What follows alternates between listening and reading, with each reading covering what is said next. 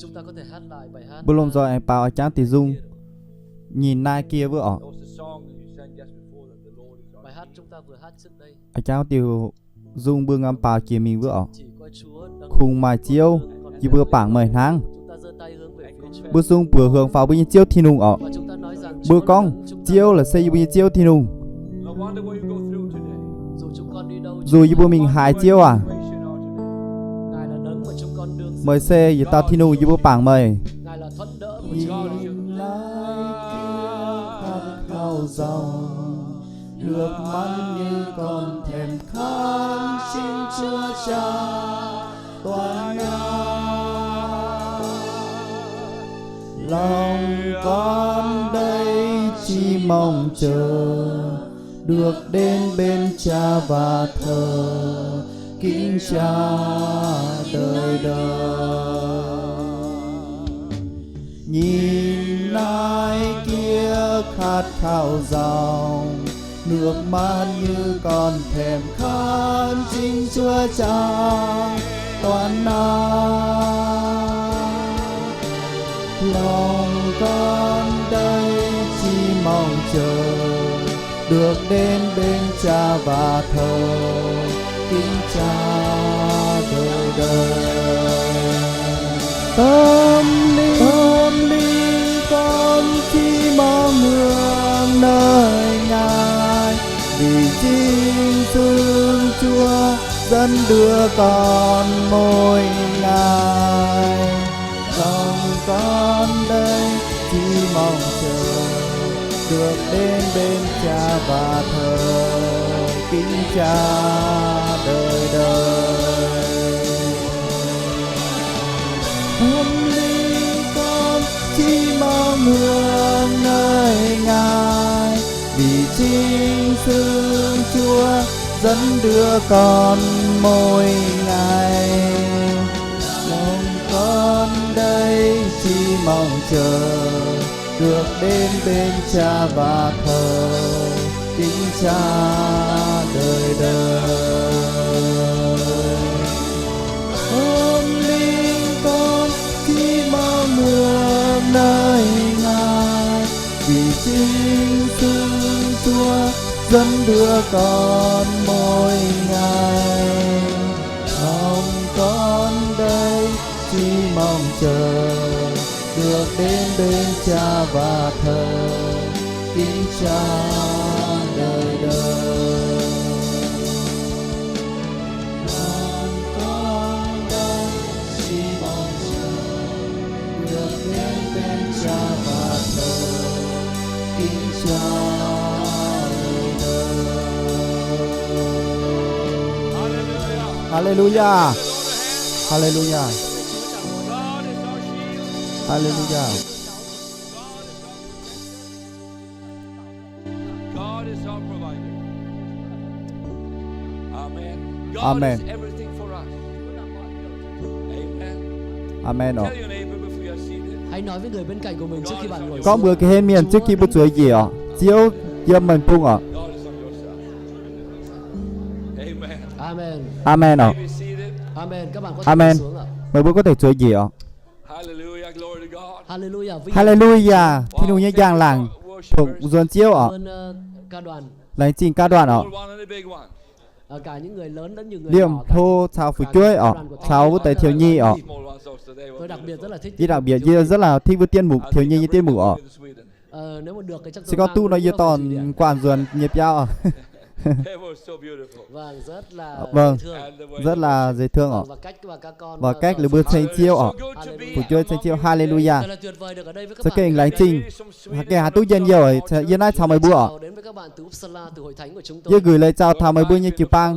Lời sống tại Uppsala. Lời sự sống như tại Australia. And all our friends home, they greet you in the name Cũng như of là Cũng như mấy bữa mình một tỏi. Yêm cô, Yêm Phát gửi lời chào thảo mấy bữa ạ. Amen mình một tỏi. Amen. Amen. Chúng tôi rất yêu Việt Như Nam. bữa rất là hám Việt Nam ạ. Today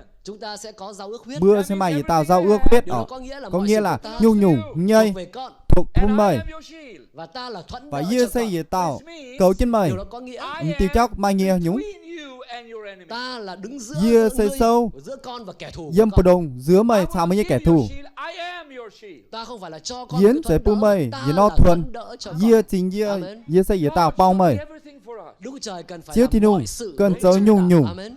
If Bún God bưa. is for you, Amen Nếu Đức Trời sẽ đứng con về phía chiếu thì bạn, nung sâu ủng hộ bưa bạn, bùng ủng hộ bưa ai có thể chống lại mà hai bạn? tao chồng tôi bưa we can go home now. This was a good sermon. Chúng ta có thể về nhà bây giờ. Bưa vừa có rồi thể đã là dồn một bài theo. giảng rất hay rồi. bưa con ở trang bài giảng rất là khung mưa Nhưng ọ mà tôi mới chỉ bắt đầu nhưng thôi. như chỉ ngam bắt Amen. đầu ha amen In our world, we have something. Everybody make covenant. Trong thế giới của chúng ta dâm bưng nhê biết lùng mọi đĩa người nó đều bơi hay hiu thỏa ta thuận hay tao là hơi ước. thỏa thuận phai kết giao ước ọ Có một cái mà tất cả mọi người Matthew hầu như đa số tất đều cả bước vào đa hôn nhân. số bữa ta tao hiu ọ là sẽ hôn nhân ọ I made a covenant with this woman. Cách đây 2000 năm tôi có Cái lập này dấu ý hôn chín nhân lên với nhà thang. này.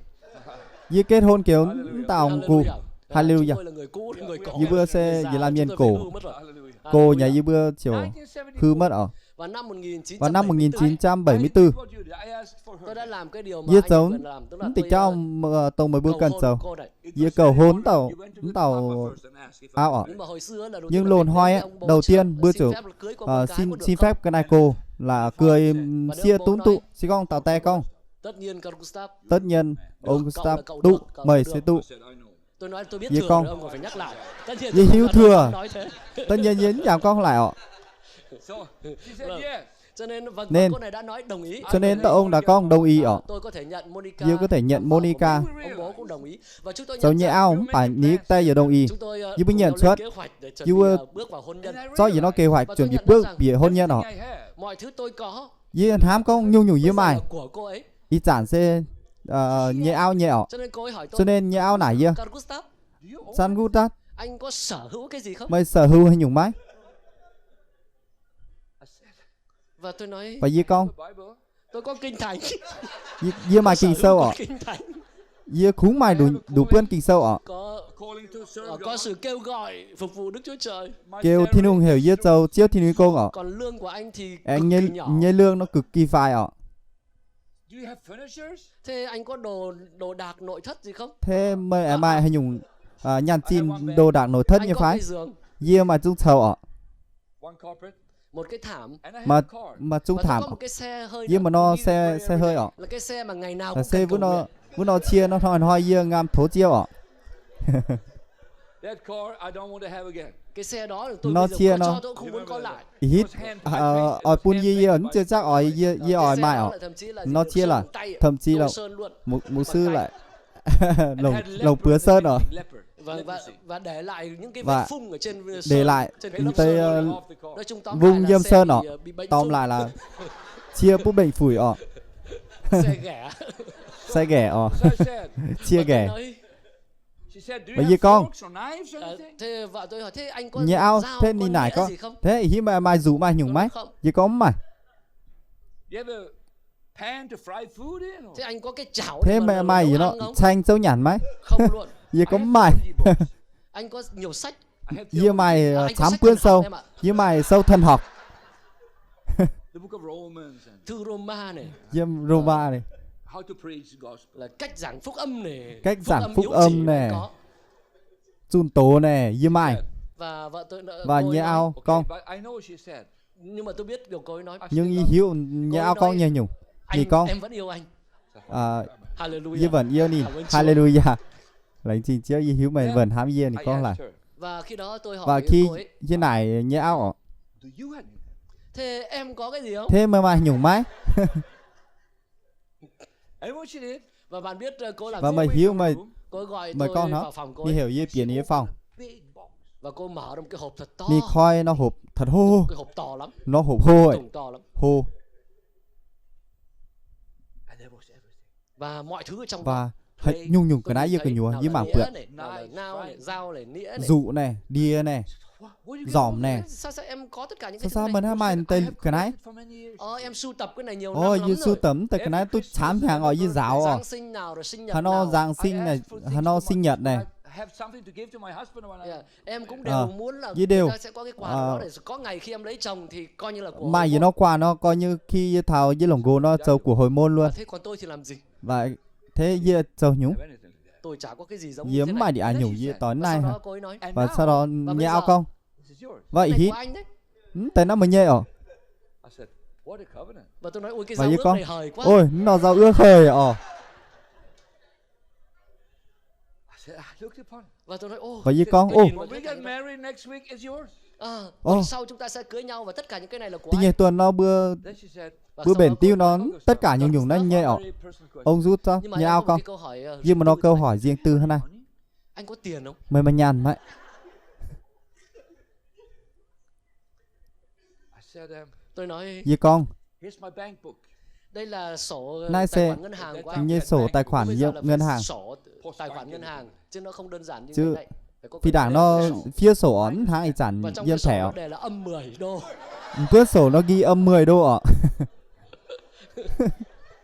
And she looked. Và cô ấy nhìn Và vào sổ. ni mảng bước như Monica Cái này mảng không bước nhiều sổ. lắm nhỉ? Ni con nắn chám But I chám get her to say, I still love you. Nhưng mà tôi vẫn nghe thấy đằng Nhưng sau trong như đầu vẫn cô nghĩ mường- là em vẫn yêu anh Carl Gustav ạ. mường hải ni con ni vẫn hám dìa. Đấy, bởi vì Ông cô sư đâu tao phải ạ. cưới tôi vì cớ Với tiền. chủ ni lầu diễn chơi bảy nhàn.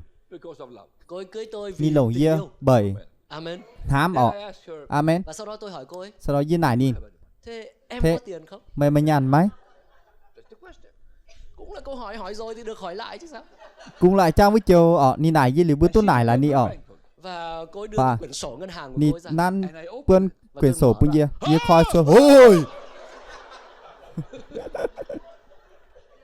I thought, Tôi nhìn thấy wow, Nhưng mà vượt. wow, Như what có a wow. covenant I'm Wow. coming giao into. ước này hời quá. Giao mình ước bước là hời giao ở. ước gì thế này? Như tuấn đồ giao ước thái ở. Tôi thì chẳng có cái gì Yếm cả. mày để ai nhung ở. And money, Cô ấy có tiền. Ni mà nhẹ áo mà nhàn ở. Không phải bởi vì bố giàu. Sẽ bởi vì ni tè bút giỏi. Bởi vì tuần vì hè nào thì cô cũng đi Bởi vì giờ tuần ni vẫn mi cho công và ni tiết kiệm nhàn.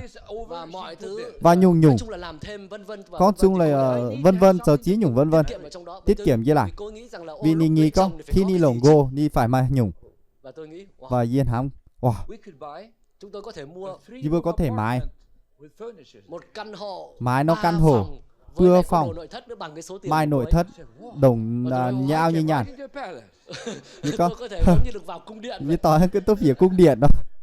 And then I thought, Và lúc bây giờ tôi nghĩ Vẫn nó yes, chiều that dây nghỉ. was exactly what happened to me. đó chính xác là điều Và đã xảy chính ra xác là đã xảy khi xuất tôi ở. đến với Chúa Khi Giêsu. tài thảo Giêsu ở. Hallelujah. Hallelujah. Tôi chẳng có gì cả. Yếm mày đi ai nhung. I had minus 2 billion. Tôi có âm 2 hay 3 Dìa triệu. âm y hay bữa I chiều. was in debt of sin. Tôi bị mắc nợ vì cớ Dìa- tội I lỗi. was nothing. Dìa chẳng chủ có ca gì chủ chúi như cháu cún chia yếm mà nhung nhỉ. But I came into Dìa thuộc covenant with phía God. sa tàn thì đảng với hình. Y giản dìa bước phía xiang giao ước. Sao chiêu thì nhung con. Nhung nhung dìa mại nhìn mại. Là của Là nhơi ở.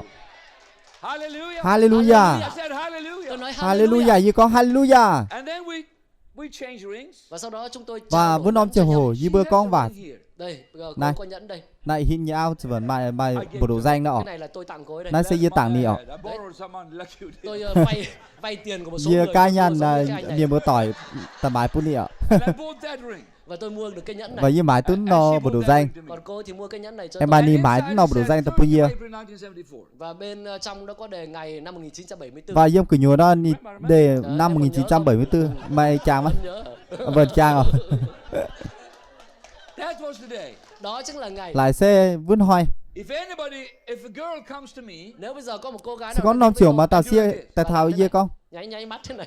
Tại nhai you chính know này. what I say? Bà biết tôi làm gì không? Mà hi con hai máy. Tôi Dê giàu nhung mắt. cô vấn Dê đề con. mắt có vấn đề à? Mấy nhân trinh pun nhung I phái. pray for sick people all the time. Tôi luôn luôn cầu nguyện cho Dê người luôn thố chiêu pun như bạn.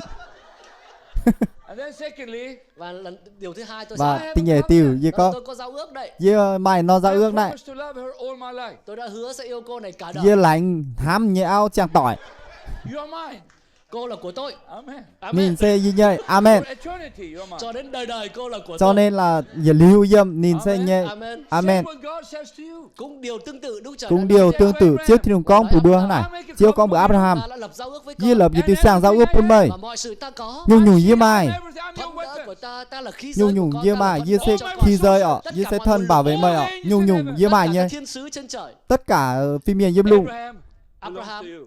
Abraham đều thuộc về nhung con. nhung thuộc mời ở. And he said, but I have no children. Và bạn biết Và mày hiểu Abraham nói rằng nhưng mà Abraham con không con có nó con. nhưng mà giếm mai của hoa Đức ở Trời đã làm gì? He chưa said tìm to con him, nó Đức Trời nói với chưa Abraham, tìm con bữa "I will Abraham child." ta sẽ cho con có Dê sẽ bung mai mai Now, của I've hoa told this story many times in Vietnam, you know Tôi the giảng cái story. bài giảng này nhiều dê lần giảng ở Việt Nam chắc dê là giảng có cái thể. bài giảng nó xám rủn nhỉ. Đây là bài giảng ưa thích của tôi thành ra tất Bài cả giảng người nó Việt Nam như đều bài biết câu giảng chuyện này. Abraham was 70 years old. Abraham lúc giờ hơn Abraham vẫn nó chiều hơn chết chỉ hàng Sarah ở 60 tuổi. Sarah tốt How lùa many chỉ of you hàng it's a problem to get children? Bao nhiêu người biết rằng là bây Tôi giờ chia là là rất là hiếu. vấn đề đúng không? Để có con. vẫn nó chiều nó rất là vấn đề ở Được, đúng không? rất 70, có thể 60. lắm mai tu quả ở That's not possible. tầm Tôi xin chết lỗi nhưng chiệp điều đó là không thể rồi. điều thì cao lắm thể xảy ra tu ở Sau đó Chúa nói còn sau đó chiêu con Abraham ta Abraham. có giao ước với con Dê mà nó giao ước sao mời trên sao trên trời. Diêm lùng gì cái đĩa đạo See, Thấy không? can Vượt you nhé. count the stars? Con đếm được sao không? mày sao tu Rồi không thời đếm phình được. như phái sao tu Đếm được. sao tu Không ờ đếm được. sao tu Không đếm được. sao tu Count them. Đếm đi. sao ạ 1, 2, 3. 1, 2, một 3. đủ y pua Nhiều quá. xá mày And God said, Và Đức Trời nói và chia tiền của so con many children you will have. dòng dõi của con sẽ như thế. mấy như qua phun sẽ hát lại ạ Wow. wow What a covenant I have with God. Thật là một giao ước tuyệt vời. kinh thì nó giao ước Đức Trời tuyệt vời cho Abraham chiêu phải thiên như hùng vậy. con kiểu Abraham hát này Và Abraham nhìn vào vợ mình. Abraham mà Ôi pini Chúa ao ơi. ôi chiếu à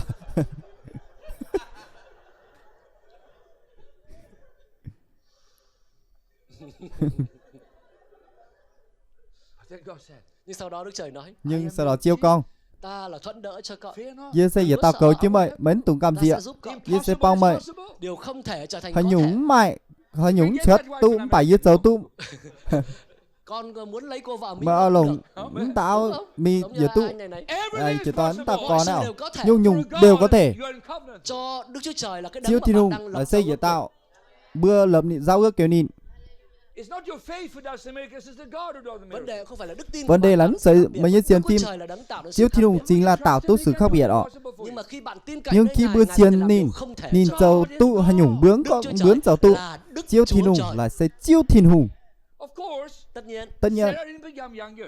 Sarah cũng không phải Sarah tự nhiên mà chuẩn trở sẽ nên trẻ tự tuổi nhiên hơn. mà Đúng không? trở nên lùn ọ Abraham didn't become younger. Abraham cũng không trở Abraham trẻ nhấn hơn. sẽ trở nên lùn gì ọ Càng cùng với năm tháng thì họ già đi. càng cùng càng lao càng cổ lúa càng cổ ọ I heard it was a couple. Tôi nghe có một cặp như vợ chồng mường mà cặp mà y cố nó như mường hải kỷ niệm lúa kỷ niệm 40 năm ngày cưới. kỷ niệm phơi trình hàng lúa bền tiêu Họ lúa 63 lồng tuổi. tu lúa chỉ pham hàng An angel came. Và Và- thiên sứ đến. phim nhiên ta thảo Fake story Tất nhiên now. đây là câu chuyện. tất nhiên nó xây dựng nó câu họ viên And tưởng said, họ you can wish whatever you want now. Và thiên sứ nói rằng và là bây phim nhiên giờ con ý này các ngươi muốn cái gì mấy đều bữa được. oi hay nhung đều tu I want to have. The lady said, I want to have gold. Yeah. Và Ờ. người phụ nữ, người vợ nói rằng nhẹ tôi muốn với có ta ao vàng. con gì oi mà nhàn Thật nhiều vàng. And oi that's what mày I rất want. chám Thế nhàn ông chồng muốn gì? I want to vẫn stay lại with mấy a mình younger tại mấy wife. gồ oi Tôi nhung muốn có một cô vợ trẻ hơn 30 tuổi. gì oi mà ta ao cao luôn pha sinh hàng Và bây giờ và non treo câu trả lời thiên sứ trả lời cô là cô Phim miền thiên sứ tao làm cho có- cái ông này trở thành 93 tuổi. phim nhiên chờ bún tao Cũng vẫn trẻ hơn 30 bún tao gồ chút chỉ pham nhà họ So be ní careful, áo my vẫn friend. luôn pha chữ pha chữ lên nhà họ cho nên bữa chủ cẩn thận với như vả thối chiêu họ Amen. Amen. amen No, she didn't become younger. Không, cô ấy không trở nên trẻ hơn. nên nín sẽ trở nên cao luôn họ Tất nhiên cùng với năm tháng thì họ già đi. cùng năm tháng nó đều có cố mình lú cố mình cố mình và cố mình Bây giờ 100 tuổi rồi. vậy hi lú tôi bay nhà nhỏ Mới tôi đọc hôm nay xong. Bây giờ ngam tổ cũng thôi Servant coming to visit when he's 100 and she's 90. Khi đầy tớ Chúa Khi đến thăm là khi đời mà ông tờ 100 tuổi, khi bà cháu là 90 công tuổi. cháu chỉ bao nhiêu miền tật thảo tham ở ní tôi bay nhà Sang năm, xuân hàng thiên sứ nói sang năm. vì miền con xuân hàng Sarah thì đứng chỗ này đây. Sala thì sau này ở Đang chuẩn bị đang nấu mì. ngam chuẩn bị châu mì tôm ở Spring rolls Vietnamese. Hay là chắc là nem Phải. Việt Nam. ngam châu nam Việt Nam ở Nhâm nhâm nhâm nhâm. Nem nem nem nem nem nem nem nem ngon, ngon. khú ở Oh, nhâm nhâm nhâm nhâm nhâm. Nem nem nem. nem nem nem nem nem nem nem And she hear the talk between the servants of God Và and Abraham. bà ấy nghe Và lỏm được câu chuyện giữa Ni Abraham mường và thiên tu sứ lỏm. trò chuyện. And cỡ God said, ròm Và tu Đức Chúa thì Trời miền nói, con Đức Trời nói, Abraham như câu chuyện trước Sau thì một đừng con năm con sẽ có con trai. tâm hàng mời mày Tên nó sẽ là tao ton Isaac. vừa sẽ hiểu Isaac Sarah smiled. Và Sarah cười. và Sarai chát You know how women smile Bạn when biết they phụ don't believe? nữ khi cười hiếu như thế miền nào khi xưa họ vô chát tin. là hai nó khi lui chát là lui